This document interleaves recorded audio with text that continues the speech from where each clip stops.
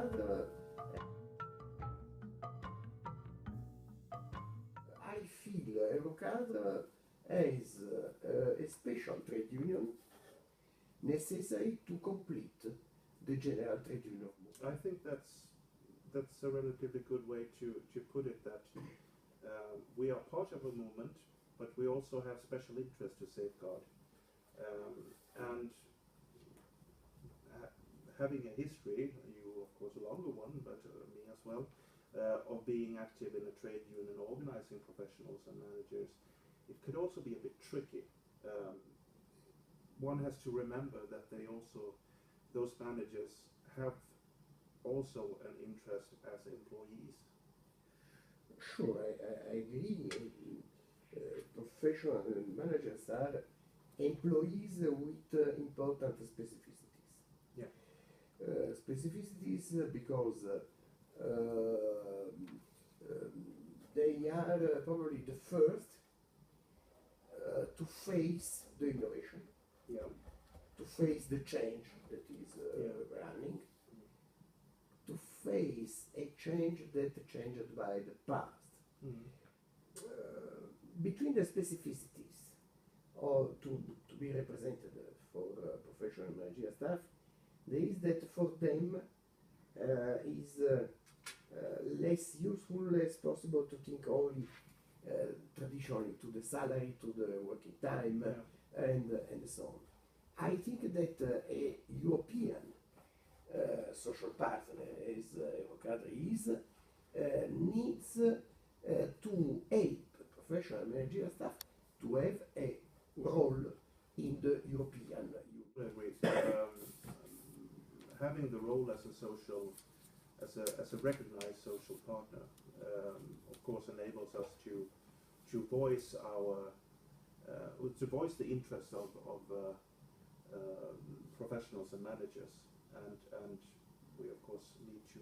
I think we need to step up this as well, and I see we've done a lot in the past, and we have had a long history of development in this field.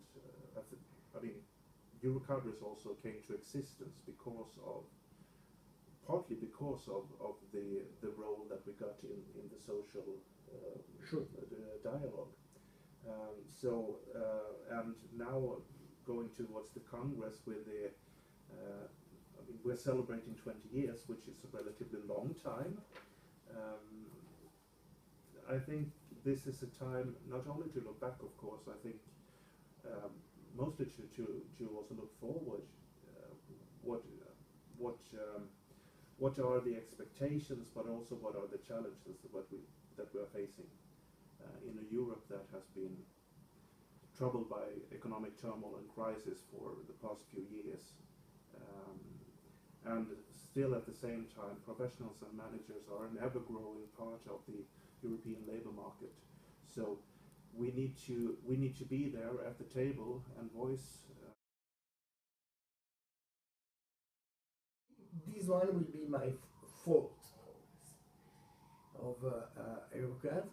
I would like to underline a continuity between the inspirations of the congresses. I remember in 2005 when I was elected was for an active and inclusive Europe. In 2009 was underlining the importance of managing diversity. Yeah. Now I would like to say that diversity can be a big problem or a great richness. Can be a great richness if the diversities are able to stay together, to integrate between themselves. So for Carlo, for instance, taking stock of your experience, you said you were elected in 2005, so 8 years of experience. If you could give an advice to the candidate for the next presidents, which would it be? If you can pick one. Choose wisely. To take care of two things that could be in contradiction between them, but it's important to take together. One is to take care of autonomy of EUROCADRES, and the other one is to take care of a relationship with the general trade union movement. The general trade union movement needs to know that our autonomy and our force is part of their possibility to be really representative of the whole labor market, of all the professional levels, and we must take care to be able to use our autonomy in favor of that general representative capacity. Thank you. And Martin, your turn. Yeah. If you could choose one thing which has been done in the past years, as a reference for your future work, what would it be? Oh, one thing. Yeah, that's. I think it would be working with what Carlo mentioned before here, the diversities.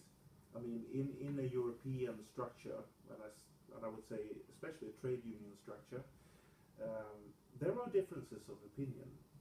Every once in a while it happens. And often we are working with topics that have deadlines, and we need to get replies, and we need to be working with influencing MEPs or commission or whatever, and the way of finding mediations, moving forward to find something that can be a consensus but still has an impact and provides for something worth. So we should say something not totally stupid.